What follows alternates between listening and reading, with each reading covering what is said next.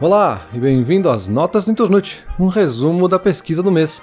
E nesse mês, aproveitando a virada do ano e a época de renovação, a gente está fazendo um episódio especial falando justamente sobre mudanças. Mas para a gente começar isso, eu vou falar um pouquinho mais sobre a ideia de se no passado as coisas eram melhor, e o Bruno daqui uns dias vai falar um pouco sobre se o novo sempre é melhor, ou as coisas novas são sempre melhores. Então, vamos lá, eu acho que a gente pode dividir essa conversa de várias formas e na pesquisa isso é muito interessante. Logo de cara já aparece essa ideia de se isso é um mito ou se é um sentimento real. Então a gente pode ir direto ao ponto e falar numericamente, assim, estatisticamente. Tem vários estudos que falam sobre isso, um que eu achei bem interessante, bem completo. Vai ter até o link aqui na descrição, é um estudo feito pela OCDE, que pegou vários indicadores desde 1870 até hoje. E se a gente olha para esses números e compara com os números atuais, hoje a gente tem muito menos desigualdade, os avanços da medicina são absurdos, a expectativa de vida é muito maior do que era em 1870, os salários são mais de 10 vezes maiores, as taxas de alfabetização passaram de 20% para 80% da população. Então assim, beleza, numericamente eu já entendi que hoje é muito melhor do que no passado. Mas a gente continua idealizando o passado, né? E as explicações para isso aparecem muitas. A mais óbvia talvez seja de que a gente está associando o passado com a nossa juventude, o nosso passado pessoal e não o passado da sociedade, não o passado histórico. Tinha menos preocupações, a gente estava na nossa adolescência, principalmente quando a gente fala de infância, tudo era divertido, a gente não tinha grandes responsabilidades, né? E as coisas pareciam melhores não porque elas realmente eram, mas a gente percebia elas, ou a gente não percebia as coisas que aconteciam, né? A gente não entendia muito bem os problemas, a gente vivia numa certa ingenuidade da nossa própria infância, que é uma característica, né, da nossa inocência. E ainda assim, quando a gente tá um pouquinho mais velho, a gente ainda dá essa margem de achar que não, as coisas vão melhorar, a gente dá uma margem muito maior pra esperança, né? Essa inocência, ela de certa forma nos permite achar que tudo a gente consegue superar, tudo vai dar certo, tudo vai melhorar. E com o tempo a gente vai acumulando problemas, a gente vai passando por várias situações na vida, viu mais coisas dando errado, não só com a gente, mas com outras pessoas, em outras situações, nas notícias, enfim. A gente viu mais coisas dando errado ao longo do tempo, a gente acumulou essas memórias sobre isso, então essa nossa margem vai ficando menor, assim. E a gente aprende a perceber mais esses problemas e eles acabam tirando um pouco daquela inocência que fazia o passado parecer tão bom.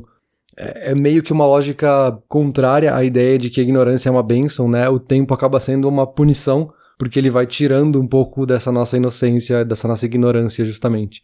E a gente poderia falar em muitos aspectos, eu selecionei aqui um específico quando a gente fala mais de sociedade, mais do nosso comportamento psicológico, que eu acho que é interessante e eu acho que extrapola para outros aspectos da vida também. Se fala muito essa frase, assim, de que não se faz mais música quanto antigamente, no passado as músicas eram muito melhores. Então, vamos lá, assim, quando a gente olha para estudos, o nosso gosto musical ele começa a ser formado quando a gente tem entre 14 e 13 anos de idade, por aí. Ele se cristaliza mais ou menos entre 20 e 25 anos. E quando a gente chega aproximadamente aos 33, 35 anos, a maioria das pessoas para de ouvir músicas novas. Consequentemente, as músicas populares dessa fase, entre os nossos 14 e até os 30 e poucos anos, são as que a gente entende que estão no auge. Então elas já cristalizaram no nosso cérebro como a grande referência da nossa vida do que é música, do que a gente entende que é o certo para música. E tem outro aspecto biológico de que com o tempo o nosso cérebro vai perdendo a capacidade de notar diferenças sutis em alguns acordes, em algumas notas, e aí começa a dar essa sensação também de que todas as músicas novas são iguais, ou a gente não percebe as diferenças dos novos ritmos, dos novos estilos, dos novos gêneros, porque eles são meio parecidos. E ainda tem um aspecto da psicologia que é o efeito da mera exposição, que a gente costuma aceitar mais as coisas que a gente é mais expostos. Quem trabalha com publicidade conhece bem essa ideia de frequência nos anúncios, né? Para música o efeito é o mesmo.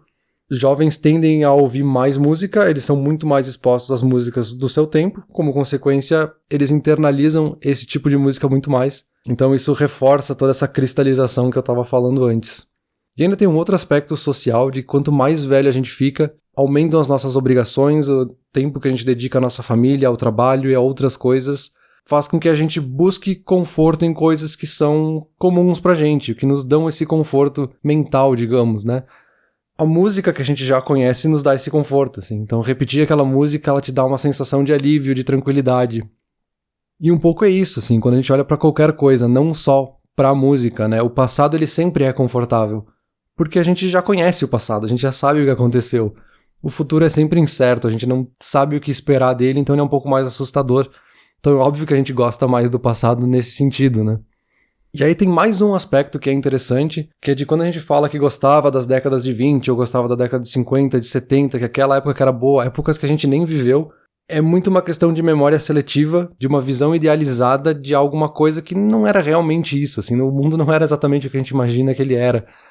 E mesmo que fosse, não significa que tu teria acesso à moda, à música ou essas coisas que tu acha legal daquela época. E ao mesmo tempo é seletiva porque a gente tá ignorando todos os aspectos que eram ruins, que volta lá para aqueles indicadores que eu falei no começo, assim. E como é que fica as guerras, as desigualdades e todas as outras coisas que estavam acontecendo nessas décadas, assim. É óbvio que a gente selecionou só o que a gente acha legal da cultura daquele momento, do que a gente entende que era a cultura naquela época, sendo que ao mesmo tempo tu poderia argumentar que tu pode ter esses aspectos culturais hoje, tu pode consumir a cultura daquela época hoje também, tanto que tu conhece ela. E pra encerrar ainda trazendo o ângulo da música, sempre tem muita coisa sendo lançada, sempre tem centenas de milhares, se não milhões de músicas sendo lançadas todos os dias. A gente só lembra das músicas do passado que perduraram, que deram certo, que são as músicas que são mais memoráveis e geralmente entendidas como boas. E quando a gente fala do presente, a gente está sendo exposto a todas as músicas que estão sendo lançadas o tempo inteiro. Então é muito injusto essa comparação de eu olhar para o passado só com as coisas que sobraram que são boas e eu comparar com tudo sem filtro nenhum. Então sempre vai parecer que o passado é melhor porque ele já está filtrado, ele já foi feita uma curadoria nele, assim. Então, enfim, tem muitos outros aspectos que daria para conversar aqui. Eu quero saber a perspectiva agora do outro lado que vai vir do Bruno, de se tudo que é novo sempre é a melhor coisa do mundo. E depois levar isso pro debate para ver o que faz com que a gente mude, se a gente consegue mudar, se vale a pena mudar quando a gente olha para esses dois aspectos. Então é isso, vamos ver se o Bruno vai estar aberto a qualquer mudança ou se ele vai querer viver no passado. E vamos lá, valeu!